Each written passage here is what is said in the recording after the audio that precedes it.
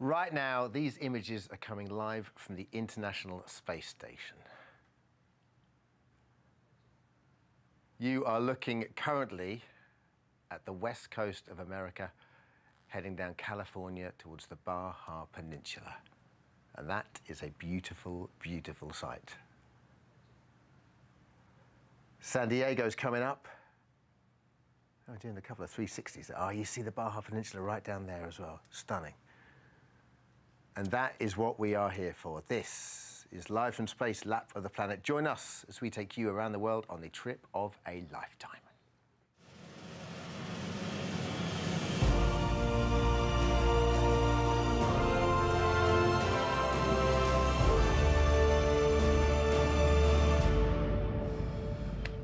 Welcome to Mission Control in Houston. Right now, astronaut Koichi Wakata is travelling at 17,500 miles an hour, 250 miles above the Earth. He's one of our guides for this extraordinary lap of the planet.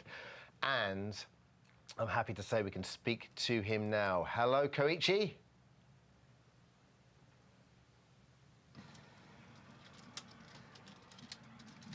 Hey, there he is. Hello, Koichi. Hey, hello, Dermot. Hello. Welcome to the International Space Station. I'm in the cupola module. Glad to see you. Oh, it's great to see you, Koichi. And all of the UK is so happy. None more than me to tell us, we've got connection with you guys and you're here. We're going to have a proper chat with you later on, but you're the commander up there. If you don't mind, now we've seen your lovely face, can you turn it around and we can have a look at what you're looking at right now? And talk us through that. Yeah, Dermot, we are just flying over to the west of San Diego area. And we are flying to the southeast along the coast of Baja. Koichi, can you zoom in? Can we have a look at sort of how close you get?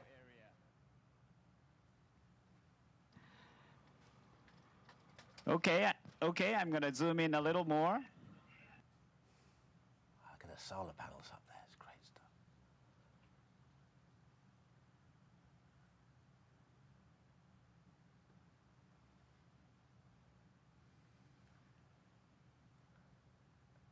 Absolutely stunning. Now, the views must be astounding up there. How did you get any work done? Yeah, it is just gorgeous, and we never get bored watching the beautiful home planet passing by underneath these beautiful windows of cupola. Earth is so blue, it's a planet of water. It is just gorgeous. And you're in the cupola now. I know that's where you guys go to get the best shots. How have the views been today? Well, the view is just magnificent. You can see the very thin atmosphere, and blue ocean, and mountains are beautiful. Snow-filled mountain peaks and clouds. It's just gorgeous. Yeah. Koichi, do you have any favourite sights when you lap the Earth? I know you have the same kind of trajectory. It varies a little bit. Do you have any favourite sights that you like to see as you go over? Yeah, Dermot, one of the most beautiful sights on the planet is the Bahamas. The blue color of the ocean there is really breathtaking, from a deep indigo to a turquoise blue, and it is just gorgeous. And Koichi, today's obviously Sunday night. Do you get Sunday nights off? I mean, with us, we're sort of kind of getting ready for work on a Monday. What do you guys do on a Sunday? Yeah, usually we spend some time to prepare for next week and Monday's work, and then after that we have a little time to watch the Uplink news programs, and then call my family, my wife and son, to have some updates from home. Great. So it's kind of like how we spend Sunday. That's great. Koichi, they're just beautiful pictures, and we're going to get to know you over the next couple of hours. Thank you so much. Going to be back with you in just a minute. But I'm with our expert and guide astronaut, Mike Massimino. Mike, a man who certainly knows his onions from his asteroids, let me tell you. Mike, you've been into space many times now. What is it like up there, looking down onto your home planet? Do you ever get used to that? No, in fact, watching the video that we just saw, brought back the memories of how beautiful it is. I'm glad we could share this with everybody. There's no words to describe it, but the thought I had, and the thought that I was reminded of, was when I really got to look at it and take it in from space. my impression was, the thoughts were, this is what the view from heaven would be like. If you could be in heaven, look at the planet. And then it was replaced by another thought just right after that was, no, it's more beautiful than that. This is what heaven must look like. Yeah. Our planet is like a paradise from space. And when you were up there, you were on the space shuttle. Yeah, space shuttle. Mission, so you're slightly higher. Well, we were, yeah. So the space shuttle often went to the International Space Station, so we were in the same place. But on my flights, we went to the Hubble Space Telescope, so we were about 100 miles higher, got to see more of the curve of the planet. So you could see, I mean, for example, the stuff we're looking at there, you'd be able to see almost even more of that. Yeah, you could see more of the planet, more of the curvature, less detail from that altitude. Wow, okay. I think Koichi is with us. Koichi, I've got Mas here. Mas, say hi to Koichi. You call Koichi the man, is that right? Yes, Koichi, you are the man.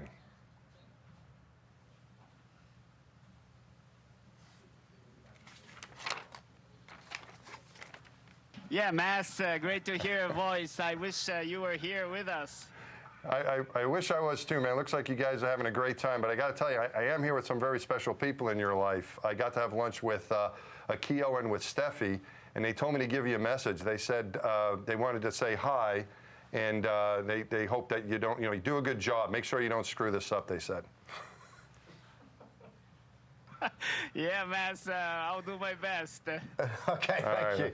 Can't believe you're dissing your friend, like, who's up in the ISS. Nice. All right, back in space in a few moments, but first, there's a whole universe out there, and we've got an awful lot to cram in tonight as we lap our planet. We'll take you into the mind of an astronaut. It is a really rare new human experience to be away from the world in the universe. We show you how they live. How much I owe you? 2 tortillas. 2 tortillas? What it takes to become an astronaut. It's very, very physically demanding, very mentally demanding too. We'll fly you over 4 continents and show you Britain from space. Professor Stephen Hawking will give you his vision for the future of the human race. By the end of the century, I truly hope humans will be living on Mars. This is your planet as you've never seen it before. It's going to be quite a trip. So much to see over the next couple of hours. We are currently off the coast of South America. We're going all the way around the planet. We are, like I said, we're over South America. We're going to go over the Andes, Africa, India, the oceans.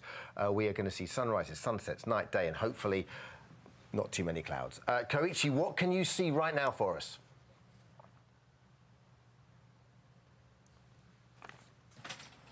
Yeah, we're flying towards the south, and then we're going to the South America, and we can see the Andes from up here. Wow, that's great stuff. Thanks, Koichi, and thanks, Andes. We're going to see you hopefully again in about 92 minutes. Koichi, would you mind heading to the lab now? Because we're going to talk to you up there shortly.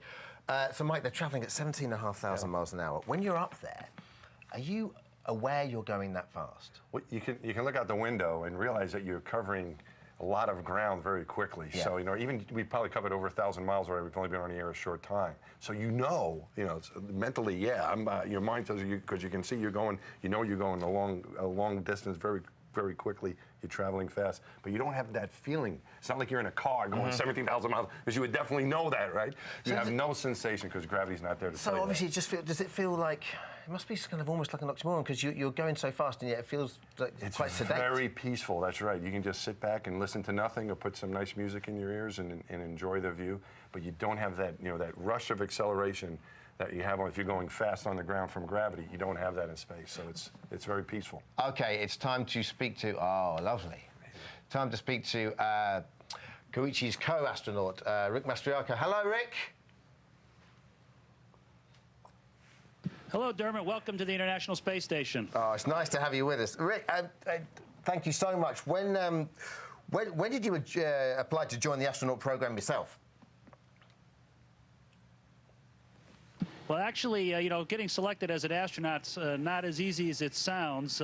I started applying many years ago, and it actually took me 9 years and 9 different applications before I was finally selected in 3 different interviews. But it paid off, because now I'm on my 4th mission to the International Space Station. Absolutely. When you finally made it, I mean, obviously, it lived up to expectations, yeah? Oh, absolutely. It went well beyond any expectations I had. And Koichi, you're the commander of the ISS. Congratulations, the first Japanese commander. What does being commander actually mean? Well, it's quite an honor and a big challenge for me, but I am humbled to take up this challenge. I'm so happy to be able to work with my very hardworking crewmates, Rick and Misha. And I think since I have a really talented and motivated crew, I got the easy part, just to make sure that they're eating fine and sleeping fine and just having fun up here. And I need to make sure that we have good communication with the flight control team. It's a wonderful team all over the world. And does it mean you get to boss Rick around?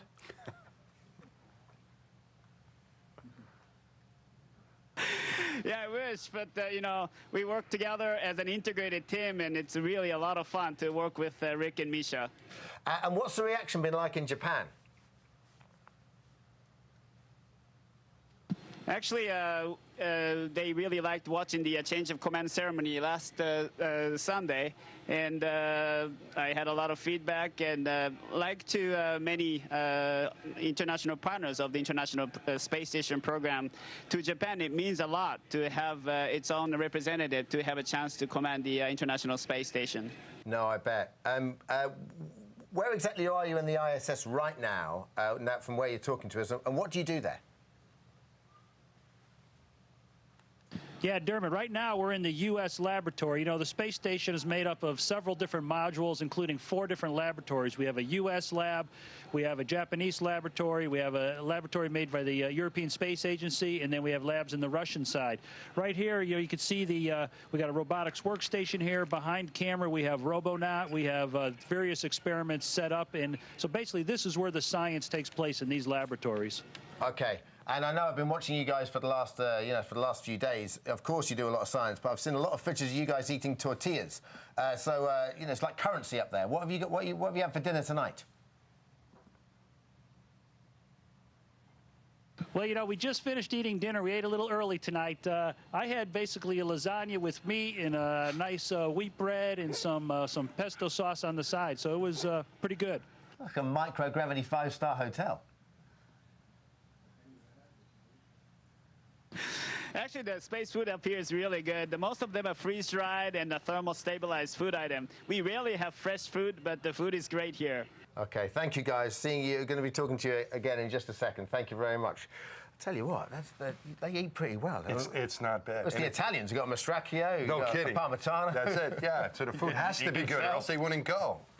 Okay, Rick and Koichi have been on the ISS now for over 4 months, but how did they get there in the first place? With the retirement of the space shuttle in 2011, they had to aboard a Russian rocket that's changed little in 47 years, launched from a part of the former Soviet Union. Take a look.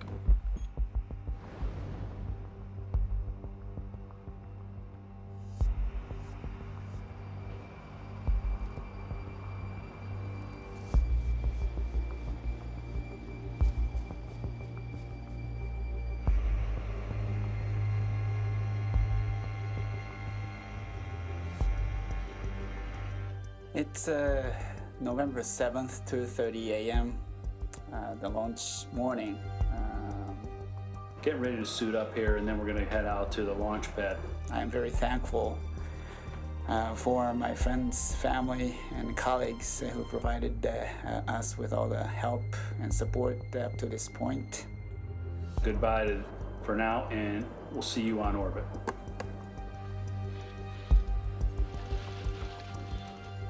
Joined by Russian cosmonaut Mikhail Shurin, after an alcohol rubdown, the astronauts are quarantined behind glass for their final family goodbyes.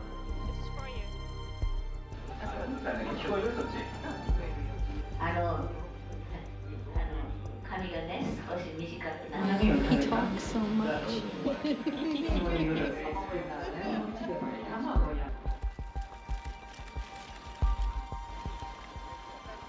The crew of the Soyuz vehicle is ready for launch.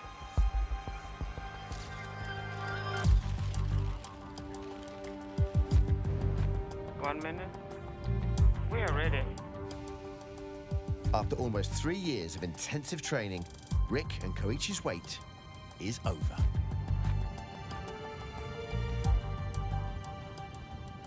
In inside 10 seconds to launch. Ignition. Preliminary.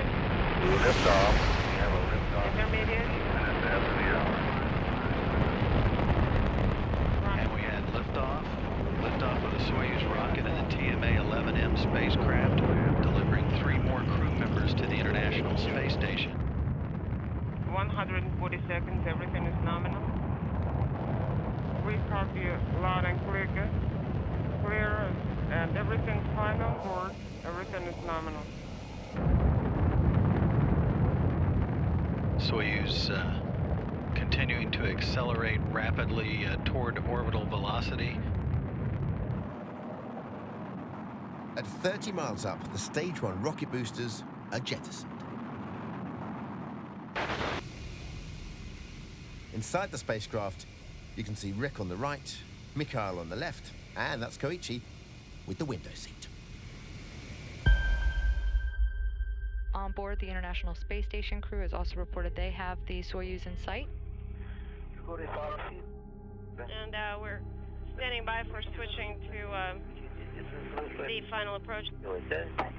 And Rick, you know what to do? Now orbiting at 17,500 miles per hour, the Soyuz spacecraft docks with the International Space Station. The target is at the center of the field of view, half of a degree upward of the crosshair. This is Fyodor Moore. We will be able to enter the station any moment now. And hatches open between the Soyuz spacecraft and the International Space Station.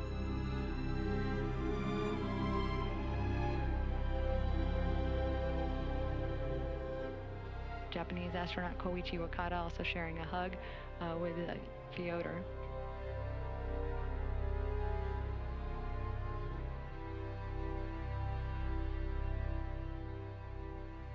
That's how they get there. We're currently passing over Chile into Argentina. I think we can just see a shot. Oh, wow, look at that. Mike, beautiful. It is. So Rick and Koichi, that is quite a journey to work. You've both been in space 4 times. Rick, what goes through your mind during takeoff? How do you prepare yourself for that?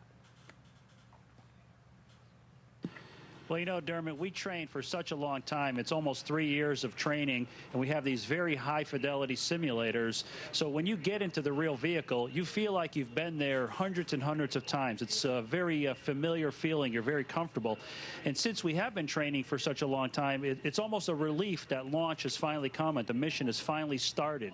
So, of course, the ride is an incredible ride. It's very dynamic, and it's difficult to describe, but it's quite enjoyable. Thanks, guys. We've just seen some shots there of high-altitude volcanoes over the Andes. There is some gravity up there, though. We have microgravity. So, Rick, what's it like going from gravity to microgravity? Yeah, I mean, technically it's microgravity, but it's basically zero gravity as far as we can tell. You know, when you first get into orbit, basically, as soon as the main engine's cut off, you're in a zero-G environment, and everything kind of just seems to float up in your face. And when you're strapped into your seat, you can't really tell very much, but once you unstrap and you just float up, and you could tell right away that you're in a weightless environment, and it's an incredible feeling. The first time you feel it, it's just a blast. Does it take long to adjust? So when you're up in the ISS, and you know we saw the picture there of you guys coming in, how long does it take for you for that to feel natural?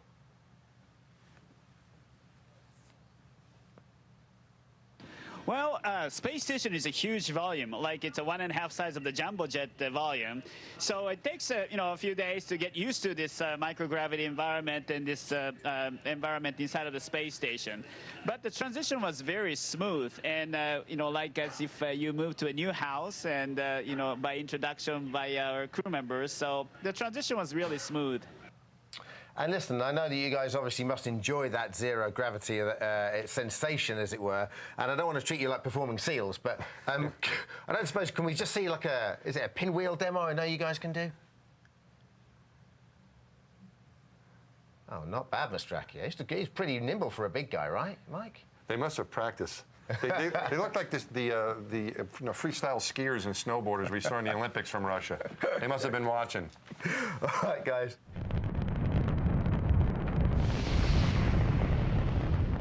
Almost 50 years ago, the Apollo astronauts filmed the fragile beauty of the Earth from space for the first time. This image changed many people's perception of our home planet forever. It is a really rare new human experience to be away from the world in the universe. Only a small handful of people have ever seen the world that way. It's an experience they'll never forget. That first time you see the Earth from the window of your spacecraft, I don't think anything really prepares you for that first time. It reminds you of where you are and how blessed to be there that you are, having that vision. Earth is so beautiful from space that must be what heaven's like, because seeing that beauty is really just awe-inspiring. The first word that comes to mind is humbling. It's such an incredible sight when you see the Earth illuminated in all its colors. It's overwhelming. You see this line that defines the difference between nighttime and daytime slowly, clocking across the planet, and you're looking down at it. That's really an amazing thing to see. Clouds are actually just amazing from space because you know that the atmosphere is alive. Lightning storms from space are absolutely amazing. It looks like, paparazzi flashbulbs going off or strobe lights. The Earth, it's constantly evolving, constantly changing. It's never the same, and to me, that's the definition of life. The thing that really hit me was the thinness of the atmosphere.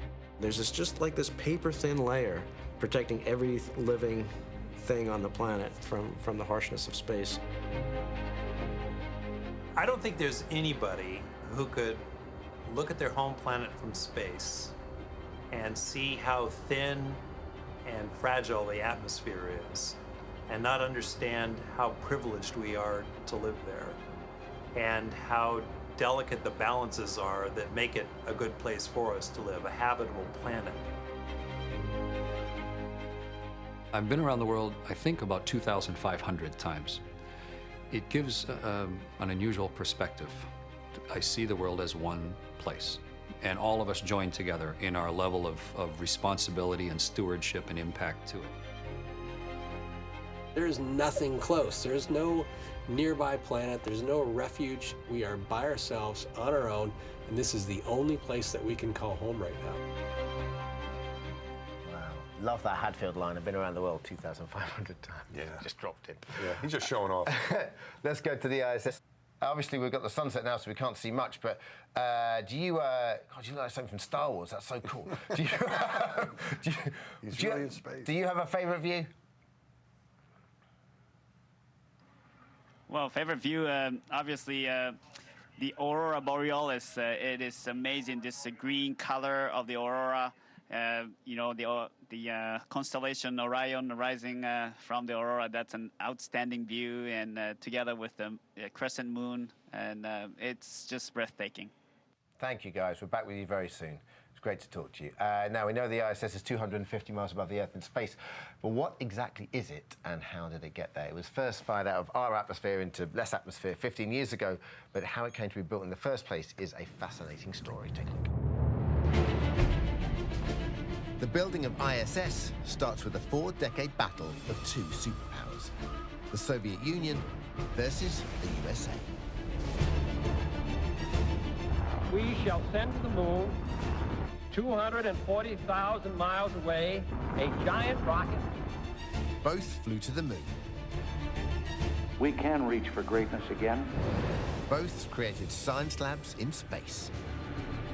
We can follow our dreams to distant stars, living and working in space.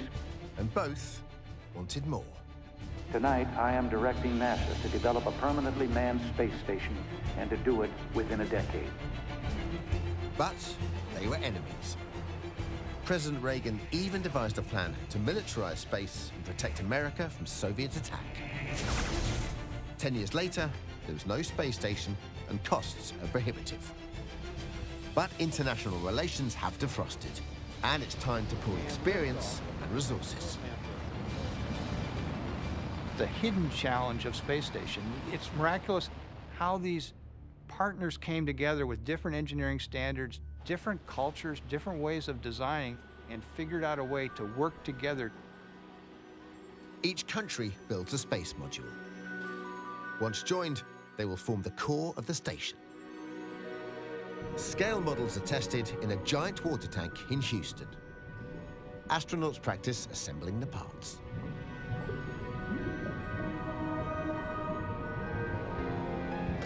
By 1998, they are ready. The Russians are first with the module Zaya. All systems reported to be ready for the launch of the Proton rocket. Centerpiece of Russia's contribution to the International Space Station, setting the stage for permanent human presence in space. 2 weeks later, an America's module Unity is blasted up with the space shuttle Endeavour. Despite all the work on Earth, these two vital multi-million-dollar modules have never met. We don't have 100% assurance that it's actually going to go work. It all looks good on the drawing board, it all looks good in test, but that proof is when those two components come together on orbit and you say, hey, it really works, or ooh. The joining of Unity and Zaya is a symbol of the collaboration between old enemies.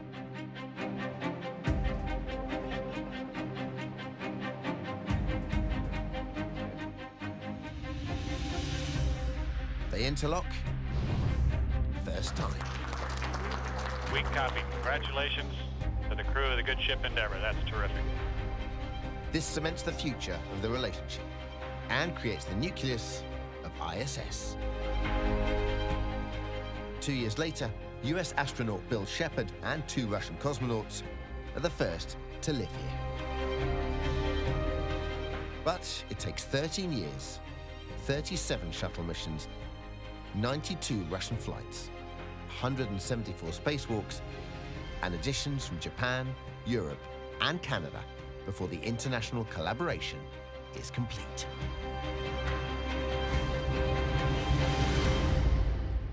So when you look at that shot, you just go, vast. Vast. Yes. What a feat of engineering, and what a feat of, cooperation as well. It's incredible. Remember when I started, Rick and I were both in the same astronaut class a couple years after Koichi started, and we were just planning the building of the space station. And I remember seeing what they planned to do, getting the briefings, the classes about what was going to happen, and all the spacewalks.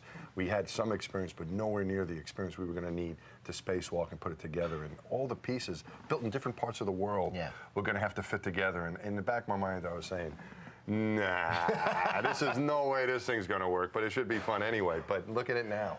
All these countries have come together and everything works just great. We have this wonderful laboratory in space. What's incredible is how they both got up there as well. So the American section is kind of different to the Russian section in that, what went up on the space shuttles has to be a bit more compact, I was finding out the other day. And yet, when they met and when they fitted together, it was extraordinary. It all worked. I can't even put together stuff in my house. I'm lucky thinking I can get a drawer and nothing but in space. They were all able to work it out. It's great.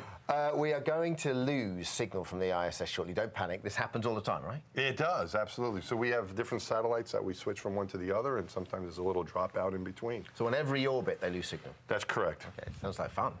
It can be, because it gives people on the ground a break. And up there as well, I suppose. A little bit of a break up there as well. Yeah, they don't notice it as much. It's more of an issue on the ground, though. Before we do, we'll go up there right again. Hello, guys.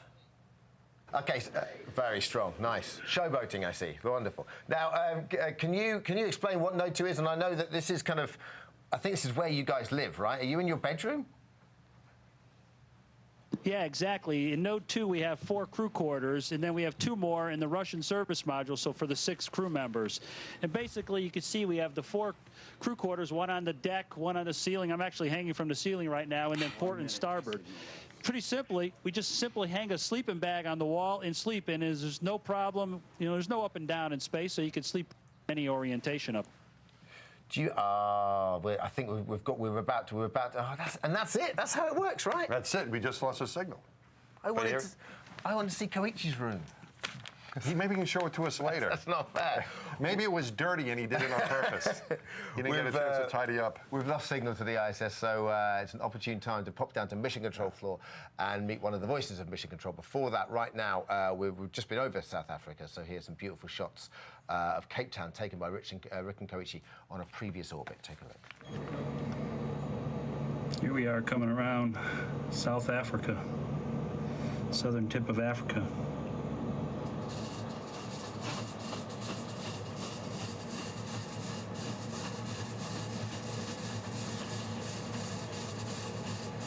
I believe you can see Cape Town down there.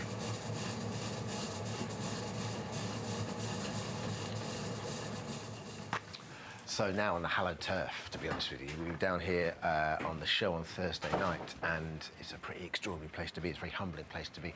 The floor of Mission Control. We're going to hook up with the astronaut who's the link between the people down here and the people up there, Rick and Koichi. It's a role known as Capcom, and she is Katie Coleman. Hey, Katie, how are you?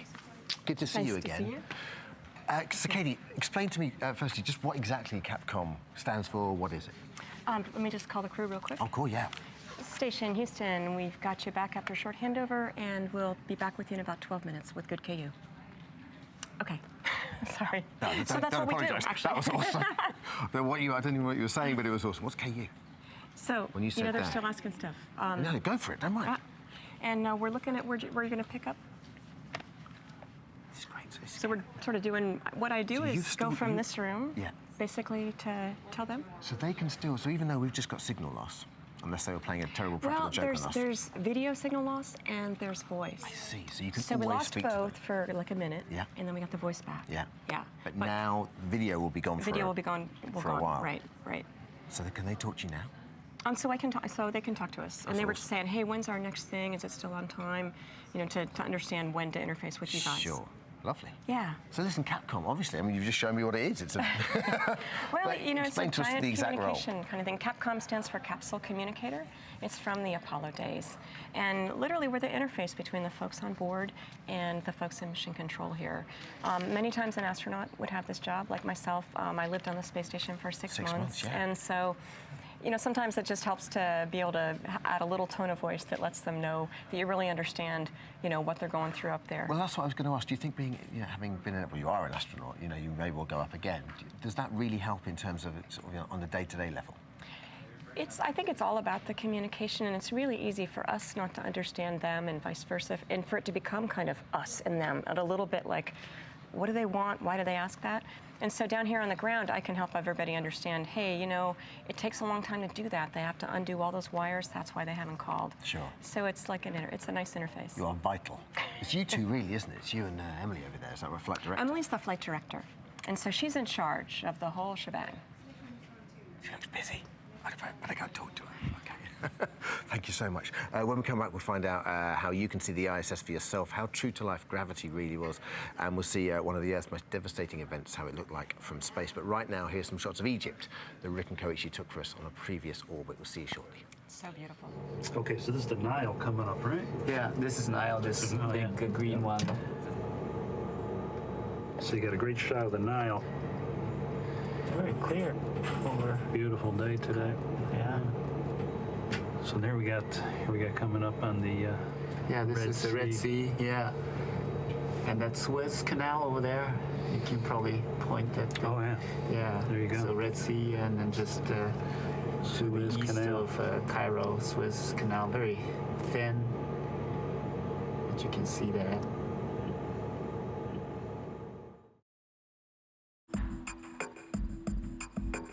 Now, incredibly, the ISS is the third brightest object in the sky, after obviously the sun and the moon. But I've never seen it, so I'm very excited that tonight we come to London and St Paul's, in particular with a bunch of locals, and we're going to see it for the very first time. The ISS will take just 3 minutes to pass over us, so eyes are peeled to catch the first glimpse. Is that it? There. Yeah, that's it. There. Up there. I see that. Yeah. Wow, Jesse! Can you see it? It's really going fast. It's going so fast. Hey, astronauts! And as we were filming them, they were filming us. Yeah, that's the London area right there. Yeah, it's still visible. Yeah. Definitely try and see it if you can on a clear day. It's quite stunning. More images of the UK coming up. Here's Cornwall. On your screen, north is to the bottom right. You can see Land's End, the UK's most southwesterly point. Falmouth is on the left, and that's Newquay on the right. This is Plymouth. You can see Salcombe sticking out there. There's Torquay, and just inland is Exeter.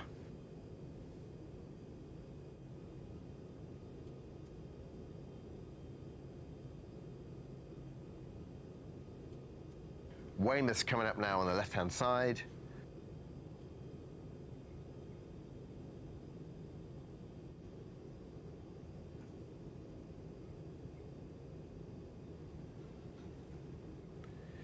That's the Isle of Wight and Portsmouth creeping into shot.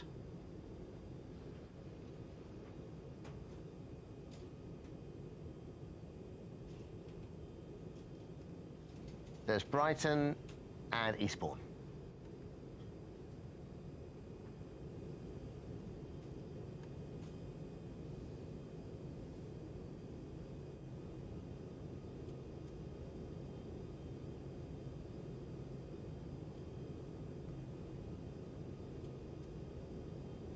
And that's Dover and Calais.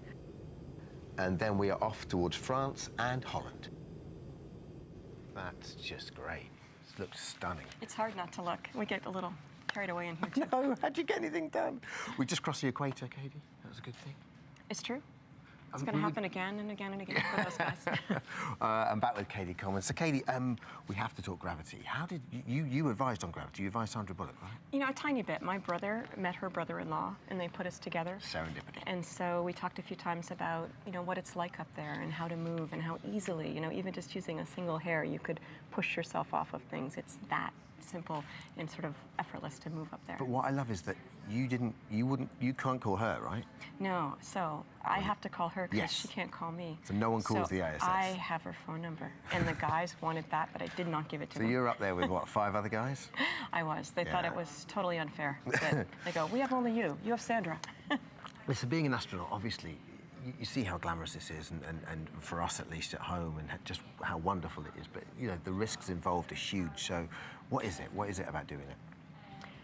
What we do up there, the research that we do, is actually just so important, and that's why you do it. Do you Just feel that because when you're up there? What we're doing up there is going to change our life here on the Earth as we know it, and the science and the research, and even it's going to pave our way to Mars. And when you're a part of that, and everybody here is a part of that, not just the astronauts, but everybody here is a part of that as well. And it's a mission, and it's a passion. Okay. Well, it's a dangerous job. Let's take a look at how dangerous it really is.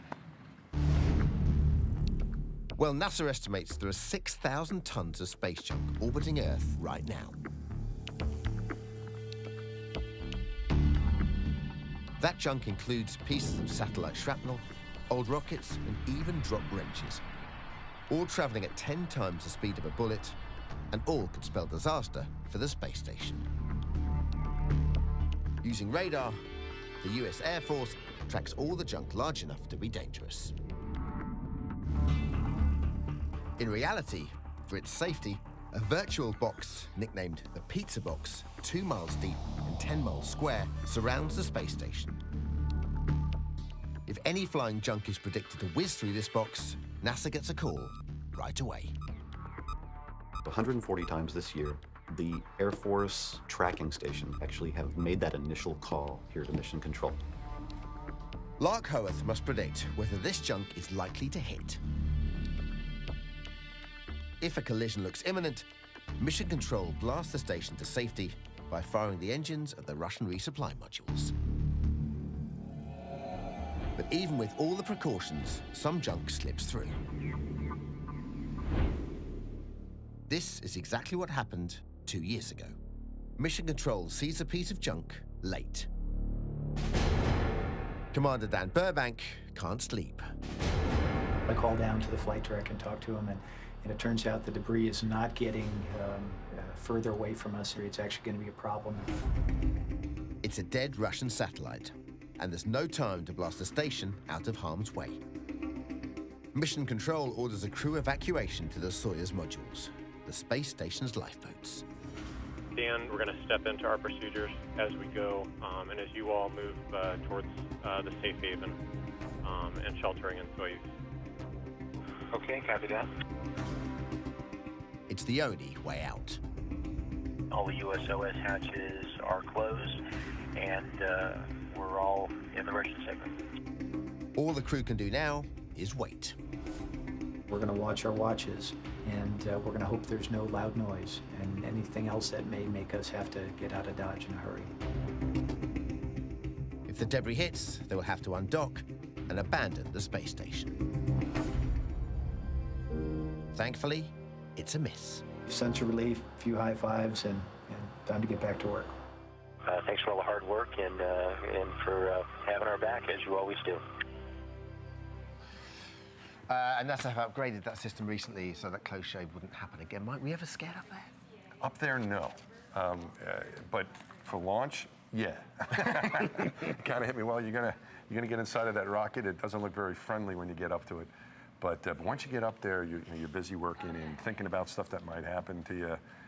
If something comes up, you'll deal with it. But no, and it wasn't scary. Is it kind of like normal people would get, you know, that are a bit scared of flying on the takeoff and the landing? They're the two most. I think that's a great example. You know, when you think about it, when's the chance of you getting hurt? Well, you know, the launch, landing, and spacewalks. That's when you always want to be careful, but that's when you really want to be most careful and make sure you're in good coordination with the ground and with your crew to make sure everything's done so everybody will be okay. But there's so much junk up there. I was surprised by that. It's amazing how much there is. A lot of it is natural debris, you know, from micrometeorites, and some of it is unfortunately human-made as well, from satellite pieces that are up there, and it's growing. So it's something that the team tracks here, and if they need to, they can do a maneuver to get away from it. They become really good at that. Aside from your obvious favourites, you know, the stuff you always look at, do you ever look down and get surprised by anything when you look down? Yeah, you know, like for example, shooting stars, you know, micrometeorites coming in. If you've ever been lucky enough to see one of those on Earth when it's really dark in a remote area, you might catch one coming in the night sky. They still do that while you're in space, except the difference is you see them coming in below you. So you see shooting stars coming into the planet below you. You see them, they're bright, you know, burning up in the atmosphere as they enter. It's unbelievable. That's the thing, we always think about looking down, but of course you're looking out there. Right, it's unbelievable. You see it coming in like that. Things like that, or lightning storms at night. Yeah. It's like a fireworks display. We talked about fireworks, real fireworks before. Could you see them? But lightning almost takes the place of that in a much better way. It's just the cloud coverage. It could be dark at night, and then you see all the clouds being lit up from lightning strikes in a large area. We have just got signal back, speaking to the guys very soon. Most of the time, looking down on Earth is a beautiful experience, but sometimes it can be the exact opposite. It's 2001, and the third expedition to the International Space Station. Frank Culbertson is the sole American astronaut on board. And today is the day for the crew's routine medical checkups. It was my job to call that down to the ground. And so I called, and I said, "Hey, Steve, how's it going?" And Dr. Hart said, "Well, Frank, we're not having a very good day down here on Earth." It's the 11th of September.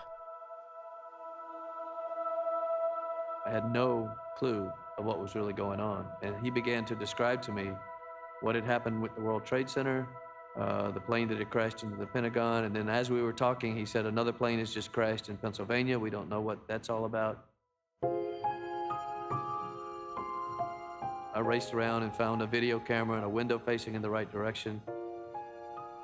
The weather was perfectly clear that day. I could easily see New York City, a big black column of smoke coming out of the city. And as I zoomed in with the video camera, I could see this big gray blob enveloping southern Manhattan. What we were seeing was the second tower come down. We could see New York City and the smoke from the fires. Our prayers and thoughts go out to all the people there and everywhere else. Here I'm looking up and down the East Coast to see if I can see anything else.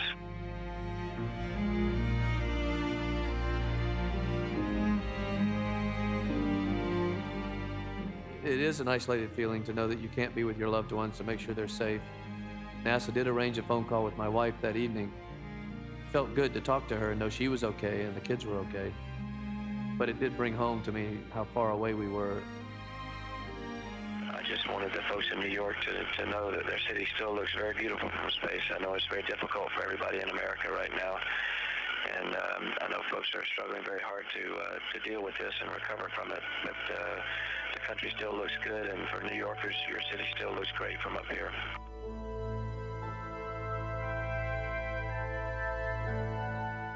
The next day, I got a call from the ground. And he said, "Frank, I've got some bad news." Turned out that the captain of American Airlines Flight 77 that had crashed into the Pentagon was a friend of mine, Chick Burlingame. This is Captain Frank Culbertson, United States Navy retired, the commander of the 3rd expedition to the International Space Station. He and I had both been in the Drummond Bugle Corps together. I would like to remember our classmate, Chick Burlingame, the captain of American Airlines flight that, of course, crashed into the Pentagon. I was going to send a message down from space anyway for my classmates. TAPS is a bugle call that is played at the end of every day in the military, which means it's time to go to bed, turn the lights out. It's just a name for the end of the day. And it's sort of like the final farewell.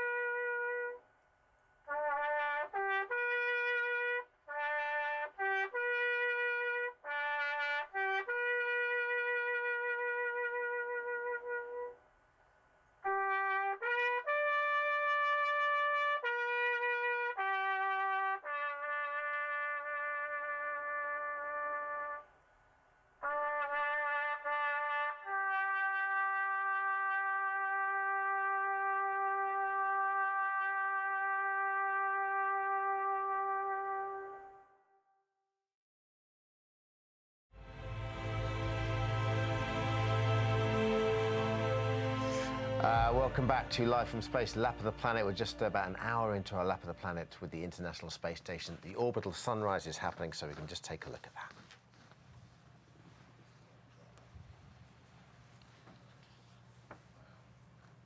We have the Earth sunrise as well. It's beautiful. To look at, I mean, that's spectacular. Something else, right?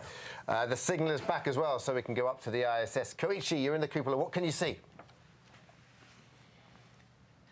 Yeah, Dermot, we're flying over the Kamchatka. You can see the beautiful volcanoes covered with snow over here.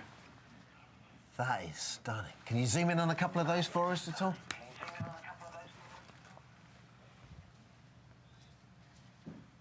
Yeah, you can see those volcanoes, and sometimes you can see the volcanic activities, but today I don't see any puffs coming out.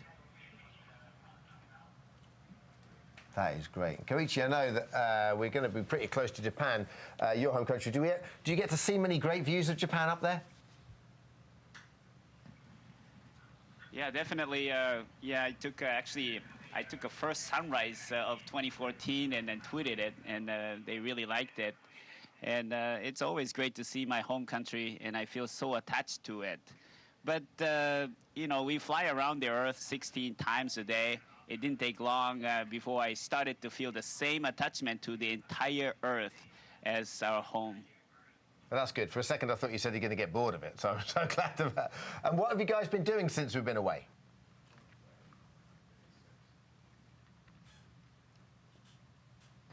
Well, we were prepping for the next scene and then enjoying this view here. And Rick, Misha, and I are ready for all the activities that you're going to give us next. All right, getting used to the showbiz lifestyle. I like your style. All right, the guys recently tried to film some shots of the UK for us, but they had a couple of problems. And as you can imagine, being from the UK, they weren't technical. Take a look. We're going to be passing just across the southern coast of Ireland into the Bristol Channel and then east to right over London. It's supposed to be pretty cloudy, except the channel may be clear and London itself might be clear, so we'll see. There's the Strait of Dover. see all the runoff. Yeah, let's go overhead. It's coming into view.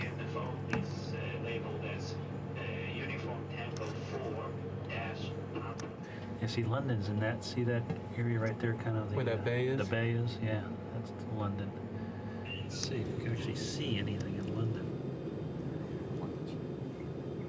Okay, so here we go.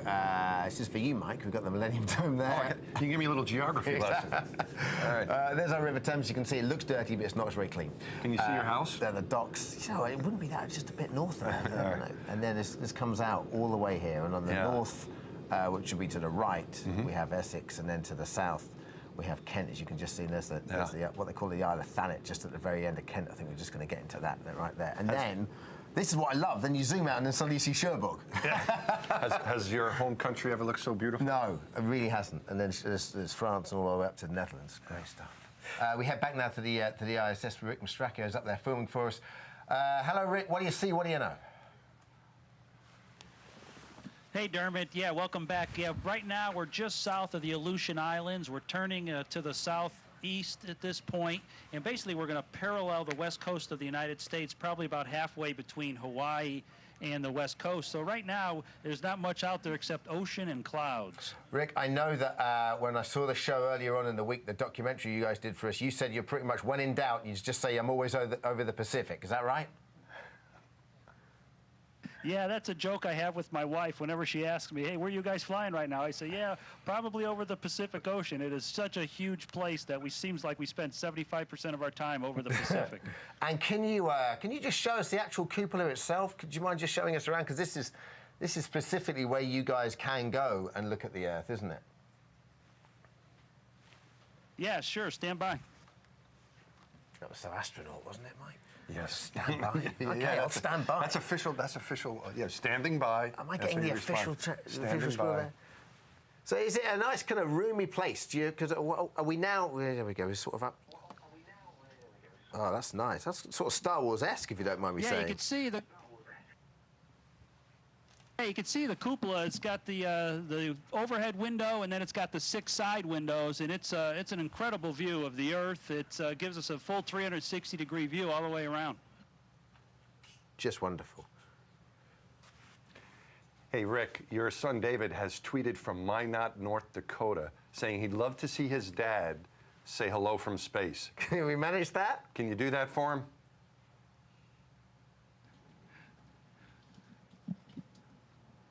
You bet. Hey, David, hopefully you're staying warm out in Minot.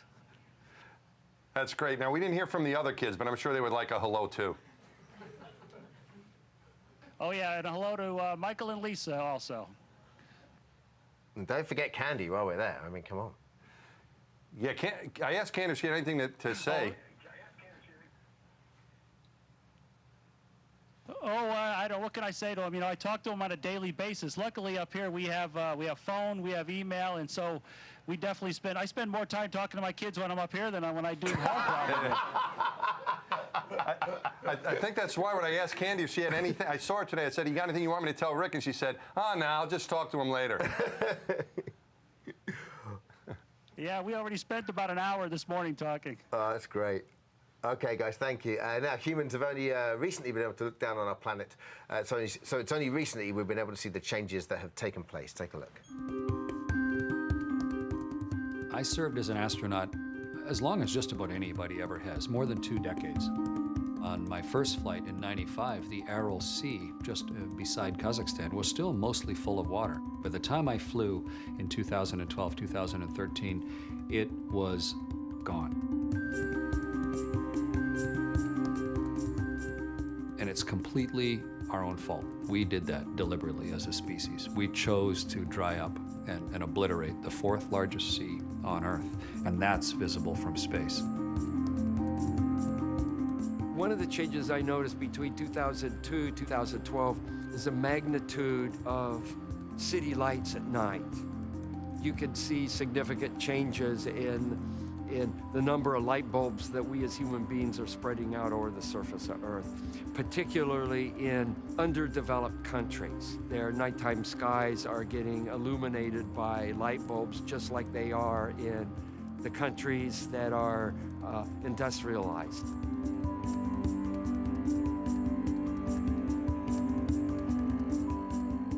Over the years, I did see changes between my first flight and my most recent one. Saw other areas that had built up in population and were starting to get polluted. I think it's important that we have that vantage point of humans in space to look at it from above. Everybody has to recognize that it's not someone else's problem, but that it's everyone's problem. These obviously raise big questions about our planet and its future, so we decided to put Rick and Koichi together with the world's most famous scientist, Professor Stephen Hawking, to discuss the issue. Although, to be honest, we're not entirely sure who is more excited to meet who. Take a look. Hi, Professor Hawking. It's amazing to know you're watching and thinking about us up here on the International Space Station. We'd love to have you up here. Would traveling into low Earth orbit interest you? In 2007, I was lucky enough to experience microgravity on a zero-G flight. I was Superman for those few minutes. I can only imagine what it's like for you, Rick and Koichi. If you can persuade the Russians to let me on the Soyuz, I'd be up there with you before you could say kryptonite. You've been quoted as saying humanity won't survive without escaping our fragile planet. What are your primary concerns? I fear for our future. Our planet, Earth, is threatened with an ever-expanding population and only finite resources. There is always a chance of an asteroid hitting Earth. Not even Bruce Willis could save us, then. We need to anticipate these disasters and have a plan B. If our species is to survive, it is imperative we voyage out into the blackness of space with a determination to colonize new worlds across the cosmos. Mike, when you go up there, when you went up there in the shuttle, do you feel like a modern-day explorer? I like think Christopher so. Columbus out there. Well, the Christopher Columbus thing is kind of interesting because a couple of years ago, the Italian-American Society in the United States did a thing on Italian explorers, and apparently there's been a bit of a gap between the Renaissance and now, because they had like Marco Polo, Christopher Columbus, Vasco da Gama, and then he had like me, so all the other guys were like just etches, drawings of what they looked like with their fancy headgear, and then he had me in my astronaut outfit. But in some ways, yeah, I think so. It's the final frontier, we still have a lot to explore on the Earth, a lot to explore in the oceans. And now we're really just starting out exploring, even though it seems like we've been doing it a long time, 50 years really isn't that much. And so we're starting to explore space, and we're able to partake in that. And we spoke earlier on about the fact, when you sat there in your first day of astronaut school, or whatever, you're thinking, what, they're going to go to the ISS? Do you envisage that the space program would come this far? No, that was one thing we talked about that earlier. And now where we are is a much different place than that time. 18 years ago when Rick and I started as new astronauts. We're now looking at a commercial partnership with companies that can get us to the space station from U.S. soil, and we're looking beyond that to go and explore beyond low Earth orbit now. That's where the NASA's putting their efforts to go to Mars, to go beyond low Earth orbit, and I think there's lots of exciting things to come. Well, the guys are doing so much up there as well. We're going back to the ISS now. Rick and Koichi, experiment-wise, science-wise, what we're going to do? What have you got there? Hey, Dermot, we're in the Japanese module now, and this experiment is called the spheres. Actually, these are satellites, satellite robots. And these are designed specifically to work in a microgravity environment. Now you can see this blue satellite going around the red satellite. And scientists are testing this new software in development. And hopefully in the future, these will be able to work outside of the space station and then do some repair work, inspection that normally astronauts can do. So these free-flying objects will help us on the space station and other vehicles. But that means you won't be able to do spacewalks. That's a good question, and I think we will be doing a lot of more complicated tasks. Nice get out. Okay. What else have you got up there for us in the lab? Anything else you can show us? Yeah, Dermot, we do a lot of different scientific experiments up here that require various types of samples. So over here we have a Melfi. It's basically a -80-degree freezer. And you can imagine we got samples of all kinds in here. A lot of the experiments, of course, are done on us. We are the guinea pigs. So we take blood samples, we take urine samples, and we have to put them in this freezer and save these samples until we get a vehicle that can take them down back to Earth, where the scientists could then analyze the samples. And I don't want to sound too crude, but I read that you had like mouse sperm up there. Is that right? Well, I can tell you, we got all kinds of things in here. I can't name everything that's in here. One of the things that's interesting that Koichi is showing you is we're working on antibiotics for various types of bacteria, because, bacteria up here is more virulent than it is on Earth. In zero-G, it just seems to get stronger for some reason. So we're trying to develop antibiotics to try to fight these superbugs, and of course, that has direct application on the Earth. Sure. I don't want to sound like your mothers, but be careful up there, all right, with that? All right. While they're in space, the astronauts have got an awful lot of experiments to do, as we saw. So much so, NASA has set up a whole other mission control to monitor them in Huntsville, Alabama.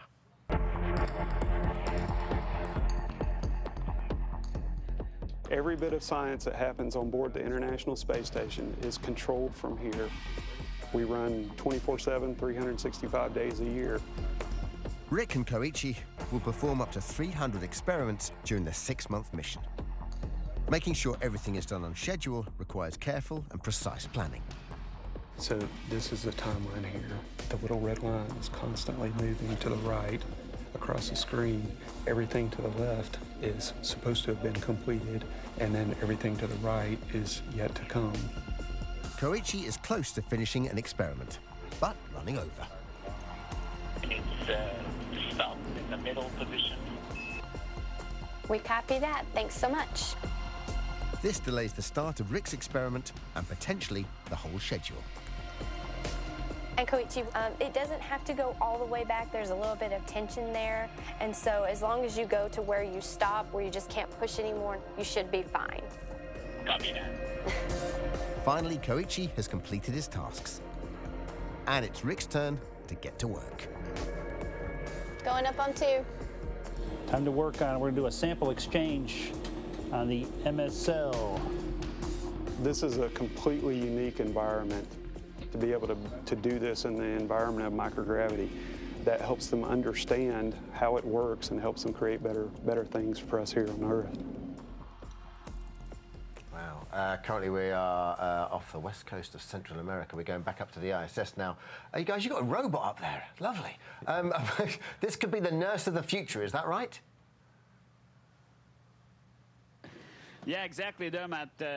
Here we are in the Lab Destiny, and then this is Robonaut. As you can see, this is a humanoid robot, and you can see he has 2 arms and like human hands. And right now, engineers are testing a lot of tasks using the Robonaut.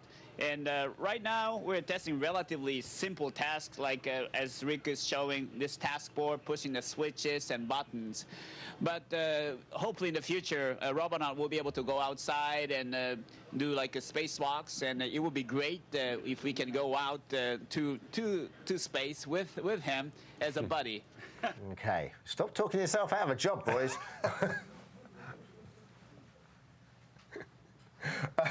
And Koichi. Yeah, he looks really nice, and then so. Sorry, Koichi. Yeah, this is really like a human, so we can use. He'll start up. Oh man, it's my fault. Koichi, would you ever get injected by one of these yourself? If looking at this nurse. Yeah, Dermot, that's a good question. First, I'm gonna give him a very tough test, and if he passes well, I will let him do so. Wow. All right. Just got some shots of him doing that as well. Rick says I have to go first. You're the commander. You're the commander, Koichi. You can make him go first. Exactly. Rick will be first. We have been in the air roughly about 104 minutes, which is almost the time it takes the ISS to complete a lap of the world, and that's what we have done. Take a look.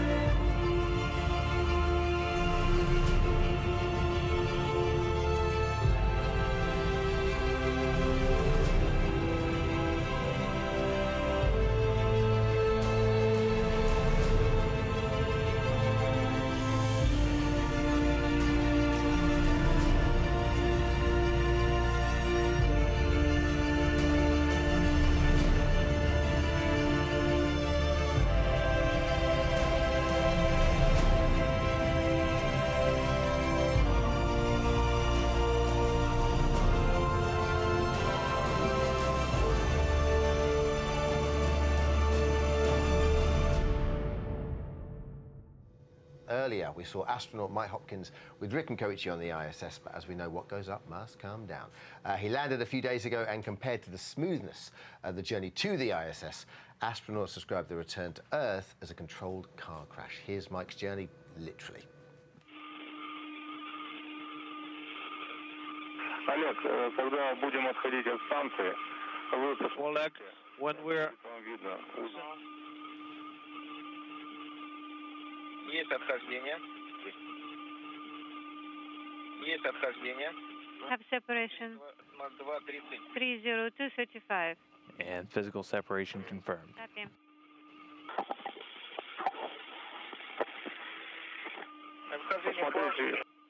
Looking good.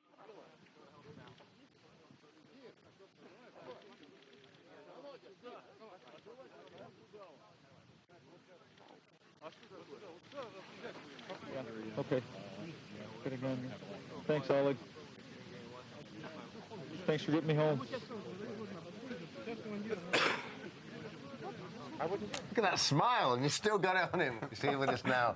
Mike, great to have you with us. Dermot, it is great to be here. Such a pleasure to meet you. Just having watched you over, the last couple of months or whatever, and now seeing you coming down, it's just absolutely brilliant. How are you feeling? Obviously, you've only been down a few days. Yeah, I feel absolutely great. The program that we have on board, the exercise program to prepare us for coming back to 1G is fantastic, and then the folks that we have here on the ground that help us out once we get here. And I'm feeling great. When I first met Mike, he said to me, "Hey, listen, you don't need to worry about Hopper. He's a beast." And he is. Look at the size of him. There was one. Is he going to be able to walk? Don't worry about it. He can carry those guys off of the. So he can carry the guys that were getting them. Listen, the signal's about to go, and I know the guys want to speak to you. So I just want to say before, thank you, Rick and Koichi and the Russian cosmonaut Mikhail, for sharing us with your lives over the last 5 days. Incredible insight you've given us of what it is to work and live in space. But we're going to stay with you for as long as we can and reunite you with your members, crew members on the ISS. Rick and Koichi, what do you want to say to this guy? Hey, Mike, great to hear your voice, and we're so happy to see you're safely back with your family on the ground. And it's been really quiet here, and we miss you a lot, and we'll look forward to seeing you in a couple months. Yeah, Dermot, like Mike Massimino said, Mike Hopkins, I call him the world's strongest astronaut. Not only is he the world's strongest astronaut, but he's also the hardest working. So, once he left, we really had to pick up the slack. So we really miss him up here, but I think he's going to be up here real soon. What do you want to say? Yeah, well, I just want to say it's great to see the guys. I tell you, this has been actually kind of hard for me because I was just there. And so to see you guys up there floating around, I feel like I should be there with you. I do have to say, though, I did have a pretty good meal last night. We had some barbecue over at the house, so sorry I missed the tortillas, but the barbecue was pretty good. Well, Mike, don't worry about it. I think you're going to be up here again real soon, so no problem there, bud. The one thing, having just met Mike, chaps, that strikes me is he's quite a big chap. So is it kind of, in a weird way, is it nice now he's back so you get a bit more room, a bit more space? Well, yeah, we get a little more time on the exercise equipment, that's for sure.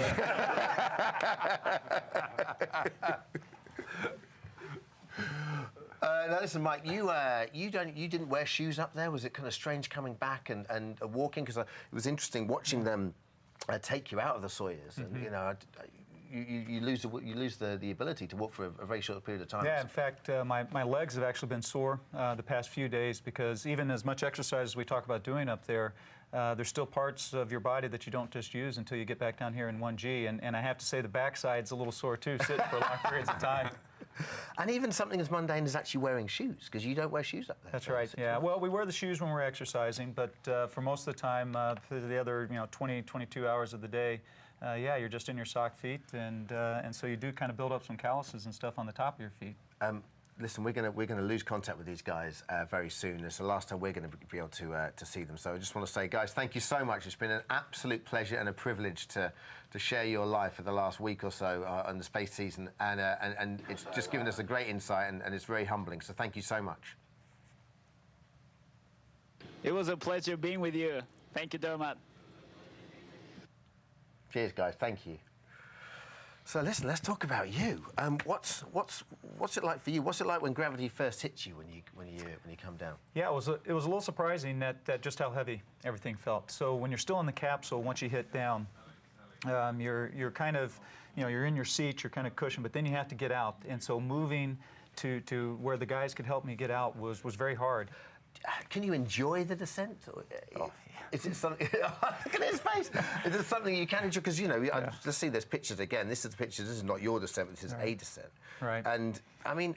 Yeah, so this is actually right after separation. So right before you come into the atmosphere, the pieces of the capsule separate, and so right now there's a little bit of buffing, but there's this orange glow as you're re-entering, and so it's not too wild of a ride at this point, but it's when that main chute opens that things really get exciting. How'd you feel about seeing that, Mike? Because remember, with the shuttle, the tail would glow red hot, and you know what's going on out there. Did they kind of, maybe I don't want to look at this for too long? It's kind of interesting because in some sense, it's almost like the sunrise, right? It's that kind of brightness. And so at first, when it first started happening, I almost thought that, well, did we just come into the sun and we're just seeing the sunrise? And then I realized, oh no, we're burning up in the atmosphere. Wow. And then the actual landing itself, I mean, they say it's like a car crash or a train wreck. It definitely got your attention. There's these soft landing jets that fire right before about 3 meters above the ground. And so there's that bang, and then there's the definite contact as you hit the ground, and you know you're home. And after that, when you go through the atmosphere and so forth, and can you see out the window? Can you see the fact that you're free falling down to it? You can eventually. Because you have kind of that burning on the windows, and then that eventually you can see through them again. But most of the time, you're kind of just focused right there in front of you at your panel as you're watching everything as it comes down and see how, making sure everything's happening the way it's supposed to. So, Hopper, you're away from your family for 5.5 months. I mean, how difficult is that?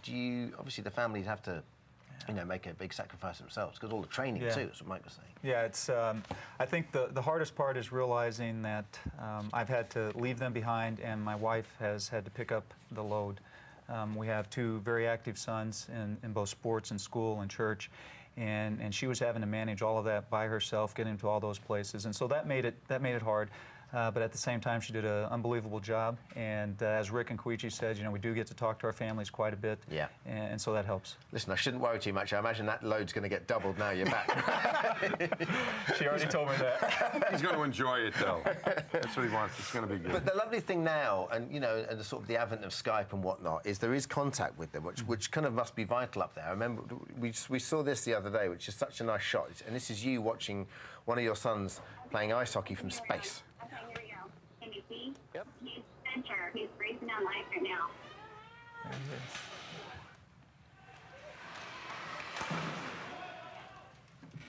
So, I mean, that must be... I mean, how's that for you? Because, I mean, obviously the picture must be a bit shaky, but you're still able, from 250 miles above the Earth, you're still able to watch your son play ice hockey. And he scores a goal. Yeah, it was absolutely fantastic.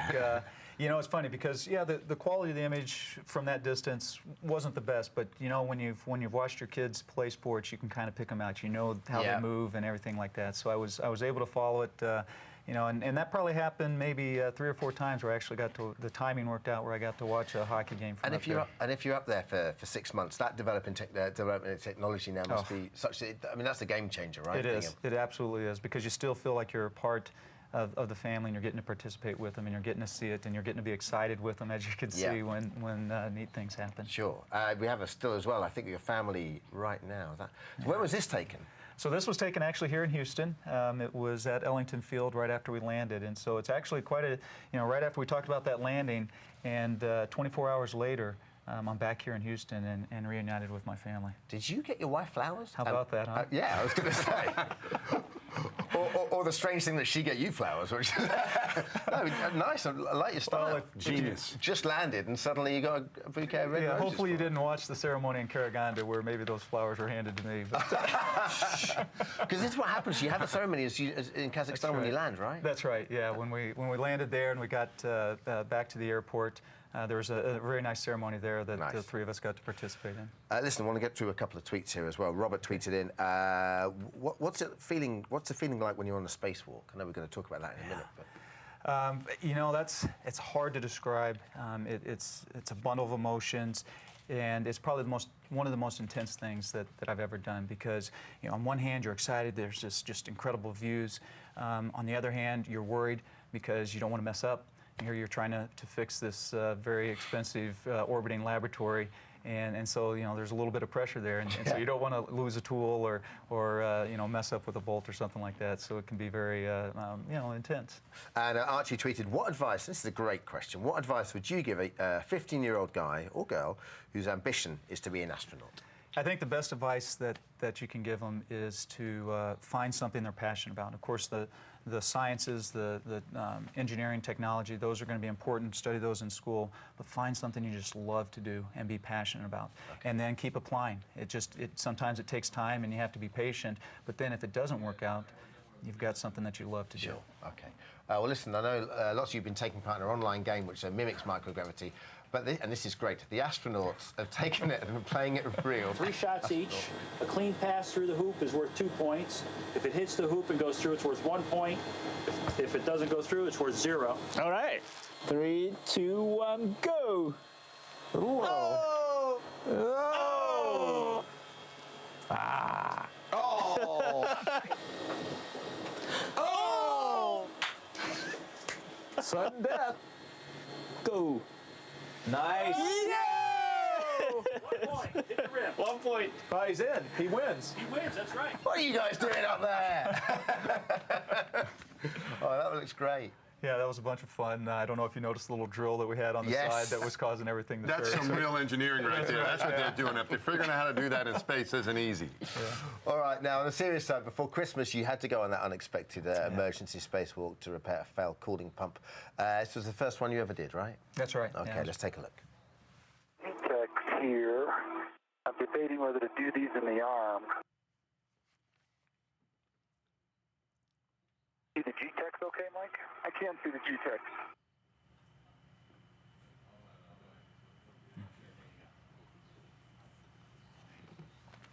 Well, Mass, you were one of his trainers, so yeah. All right, let's be clear. This man knew what he was doing. I got to be an instructor. I was telling him I was an instructor for one of your runs. You probably remember with the skills program. I think it was you and Kimia. Who was in there with you? Maybe Kimia? It might have been Takuya. Takuya. Okay. Yeah. So when I got a chance to watch Mike in the pool, and this was early on in his training, I'm supposed to do a little evaluation, and you can tell there are just a couple astronauts, and let me be clear, I'm not one of them, who take very easily to the whole style and the ability to do a spacewalk. And Mike was one of them, one of the best I've ever seen, just a natural at it. So when people ask me, what was going to happen to the space station, between Mastracchio, his background and experience, and Mike's ability, the space station was in great hands. Well, we need a grade. I mean, what? He got the highest grades, and I'm not making this up. It was really, truly exceptional spacewalk. I'm glad he got a chance to do it, and hope he get a chance to do a couple more. Mike, thanks for joining us. What happens now? What happens now for you? What do you do as an astronaut? It's time to be a husband and a dad again. So I need to get back integrated with the family. But also the rehab. So it's, despite, feeling pretty good, there's still a lot of conditioning to go, a lot of medical experiments that, I was up there for 6 months, and we want to know how I adapt back to 1G again. Because again, if we're going to go out into the universe, go out to Mars or something like that, and somebody spends a year getting there, how are they going to perform when they land on Mars? So it's been an absolute pleasure meeting you. Thank you so much. Same. I thought I should applaud you or something. Absolutely. The crew of the ISS have come from many countries, Japan, Canada, Sweden, Italy, a lot from Italy. The Netherlands, to name just a few, but so far there have been no official British astronauts. That is about to change next year because Tim Peake from the hotbed of space fanaticism, Chichester in Sussex, will be boarding the ISS as the first British astronaut to go up there. We caught up with him recently during his training here in Houston. Tim blasted the space station in November 2015. Until then, he has a hectic schedule split between here, the Johnson Space Center, Houston, and Star City in Moscow.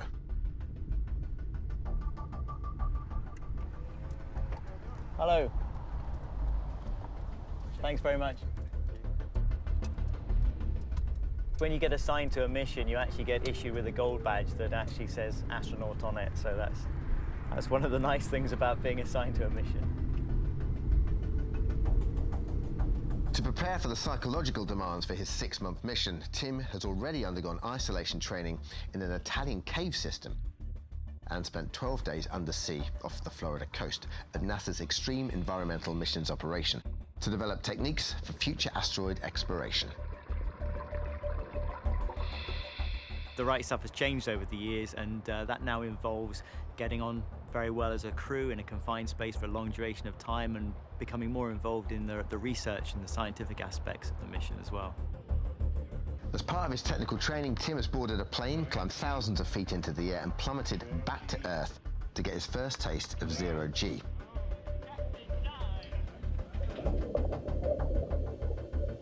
And here in Houston's Neutral Buoyancy Laboratory, the world's biggest swimming pool, he learned how to spacewalk on replica segments of the ISS. It's very, very physically demanding, very mentally demanding too, maintaining that level of concentration and physical exertion for 6 hours. It's also essential Tim knows his way around the inside of his future workplace. So here in Houston, there's a full-scale mock-up. This is a fantastic training facility for really giving us a feel of the hardware that we're going to be using. This is the amount of personal space you have available to you throughout your 6-month mission. The daily commute is from the crew quarters here in Node 2 through to the office in the Columbus, the European laboratory. I do have to pinch myself on occasion. You know, life here can become very ordinary, and you suddenly do have to stop and think about what you're doing in the grand scheme of things is very extraordinary. It's just a fantastic journey, and I treasure every moment of it.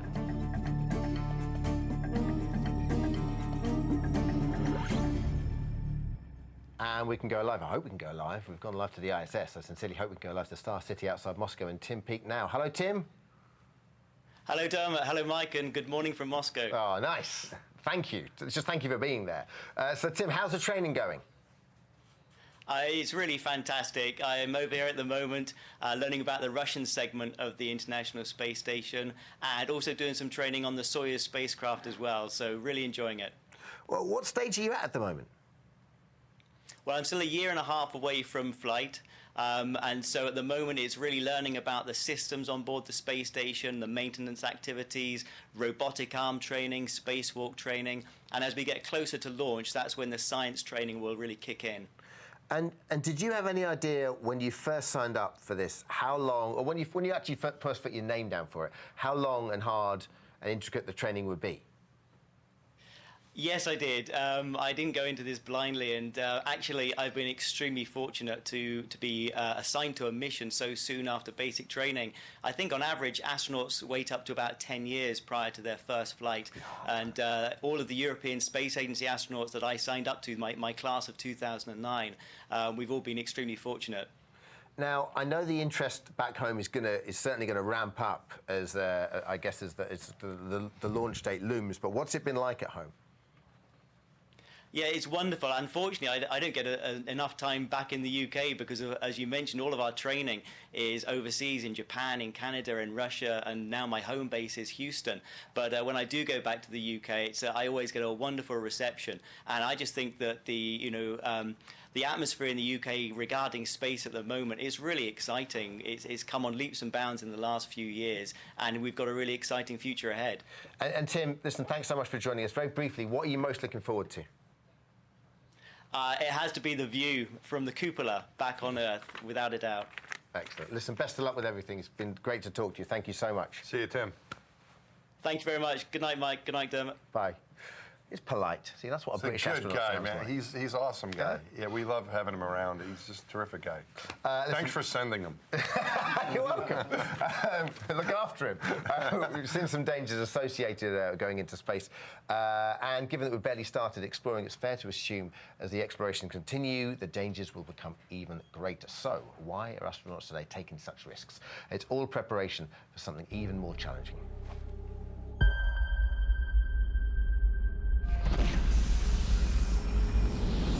If the future of humankind means living on another planet, our close neighbour Mars has got to be a good starting point.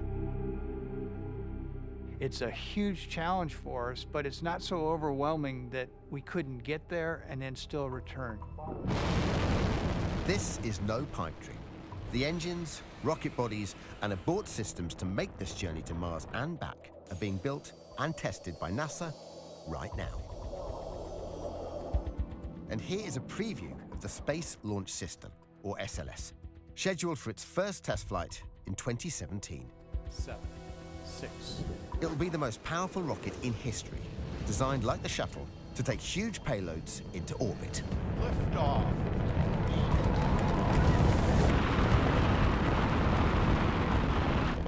It's about as tall as the Statue of Liberty, and it can launch 130 metric tons.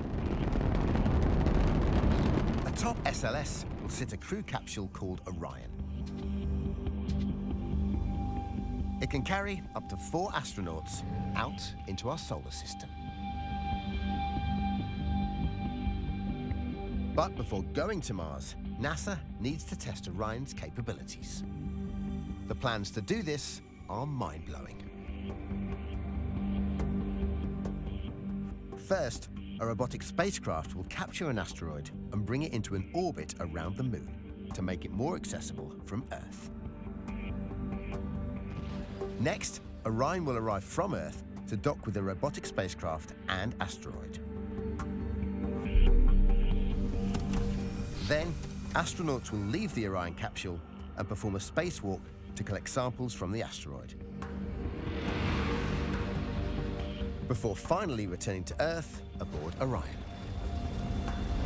This is kind of our proving ground to build those next series of concepts and techniques and hardware that will be needed to go to Mars. Much of what happens on the space station today lays the groundwork for a future when NASA is ready to transport us to other worlds. So when we're ready to break that tie with the home planet and become independent of the Earth, we better have learned all those lessons from space station. This is not the beginning of the end. This is really the beginning of a new bright horizon. And then the jet's full on the wire tie. I've got another jet full on the front. What are you doing? You're supposed to be keeping asteroids away from us. That's what I thought. No, this is I think really you're going to do it very carefully, so they know. But what an extraordinary thing to do! They capture it the is. It is pretty amazing. It combines a few things. It combines the ability to get to the asteroid, understand what they're made of, and give us a chance to use the Space Launch System and Orion to go there to get out of low Earth orbit. This is going to be huge. It's going to be the first time we've been out of from Earth, I suppose. Could you? No. So you want it. This is the first time we will have been with people beyond low Earth orbit since we went to the Moon. So this is huge. And as Bill Gerstenmaier said, combining the knowledge we're gaining on the space station with this mission will give us a lot of the tools we're going to need to go to Mars. For many, the exploration of space is the single most important thing we humans are doing at the moment. Take a look.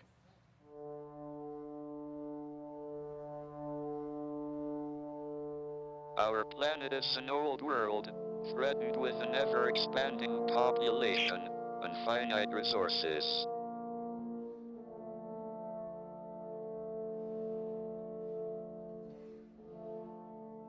Exploration is a part of the human condition.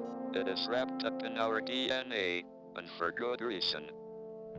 As a species, we search out new worlds to live in, if the old is threatened. If our species is to survive the next 100 years, let alone 1,000, it is imperative we voyage out into the blackness of space to colonize new worlds across the cosmos. The ISS is pioneering space exploration. Without this knowledge, travel into deep space is impossible. This is an incredible time to be human and reaching for the stars. Our technical know-how is breathtaking, our ambition is amazing, our cosmic goals are in reach. Within 50 years, I have no doubt, there will be settlements on the Moon. And by the end of the century, I truly hope, humans will be living on Mars. If we follow this path, I have no doubt that this century will go down in the history of humankind as a true space age. I think the work Rick and Koichi are doing on the ISS will take a new generation of human space explorers out into our solar system and beyond. Mike, what do astronauts do? Can astronauts even think like that, that you're the custodians of the future and you're out there, or do you have to concentrate on the small, the micro, the minutiae? Well, we do have, the little jobs lead up to the big picture, but I think we feel really lucky and privileged. There's a big team here that you see behind us. There's thousands of people working in the space program. There's, lots of people around the world. And we're the fortunate ones, we're the privileged ones that actually get to go. And with that, I think comes, we feel like a responsibility that we have to do the best job we can to represent the rest of the world. And just very briefly, as an astronaut, do you think it's in our DNA that we explore? That's what human beings do. Absolutely. I think that's why we're going to keep going. I think that's why our future is going to be really bright. Because even if someone said you can't go, that's going to be the person in the minority. Because the whole planet wants to go, and we're going to keep going. Listen, man, thank you so much for joining us. It's been a pleasure, man. Really What a enjoyed blast. it, and it's just been great to get your insights with Lap the Planet, so thank you so much. I've had a great time. And thank you so much, everyone. It's been absolutely incredible. Thanks to NASA for opening their doors to us. Thanks to Mike. Thank you for joining us on our live Lap of the Planet. We've seen our world and what these brave men and women do in a completely different light. It's been out of this world. Thank you so much for watching. Good night.